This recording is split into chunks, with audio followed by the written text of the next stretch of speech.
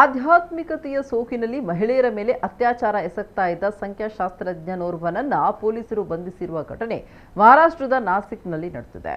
67 ವರ್ಷದ ಅಶೋಕ್ ಖರತ್ ಬಂಧಿತ ಆರೋಪಿ. ನಿವೃತ್ತ ನೌಕಾ ಅಧಿಕಾರಿಯಾಗಿರುವ 67 ವರ್ಷದ ಅಶೋಕ್ ಖರತ್ ತನಗೆ ಮಾದಕ ದ್ರವ್ಯ ನೀಡಿ ವಶಪಡಿಸಿಕೊಂಡು ತನ್ನ ನಂಬಿಕೆಯನ್ನ ದುರುಪಯೋಗಪಡಿಸಿಕೊಂಡಿದ್ದಾರೆ ಅಂತ ಸಂತ್ರಸ್ತೆ ಆರೋಪಿಸಿದ್ದಾರೆ. ಮಹಿಳೆಯರಲ್ಲಿ ಭಯವನ್ನ ಹುಟ್ಟುಹಾಕುವ ಮೂಲಕ ಅವರ ಗಂಡಂದಿರ ಸಾವಿನ ಬಗ್ಗೆ ಬೆದರಿಕೆ ಹಾಕುವ ಮೂಲಕ ಅವರ ಮೇಲೆ ಅತ್ಯಾಚಾರ ಮಾಡ್ತಾ ಇದ್ರು. ಇದಿಷ್ಟೇ ಅಲ್ಲ, ಅಶೋಕ್ ಖರತ್ ತನ್ನ ಕಚೇರಿಯೊಳಗೆ ಗುಪ್ತ ಸಿಸಿಟಿವಿ ಕ್ಯಾಮೆರಾಗಳನ್ನು ಅಳವಡಿಸಿದ್ರು. ಅವರ ಮೇಲೆ ದಾಳಿ ನಡೆದ ವೇಳೆ ಆತ ಚಿತ್ರೀಕರಿಸಿದ 58 ಮಹಿಳೆಯರನ್ನ ಒಳಗೊಂಡ ಅಶ್ಲೀಲ ವಿಡಿಯೋಗಳನ್ನು ಒಳಗೊಂಡಿರುವಂತಹ ಪೆನ್ ಡ್ರೈವ್ ಅನ್ನು ಪೊಲೀಸರು ವಶಪಡಿಸಿಕೊಂಡಿದ್ದಾರೆ. ಈ ವಿಷಯದ ತನಿಖೆಗಾಗಿ ಮಹಾರಾಷ್ಟ್ರ ಸರ್ಕಾರ ಐಪಿಎಸ್ ಅಧಿಕಾರಿ ತೇಜಸ್ವಿನಿ ಸತ್ಪುಟೆ ನೇತೃತ್ವದಲ್ಲಿ ವಿಶೇಷ ತನಿಖಾ ತಂಡವನ್ನು ರಚಿಸಿದೆ ಅಂತ ತಿಳಿದು ಬಂದಿದೆ.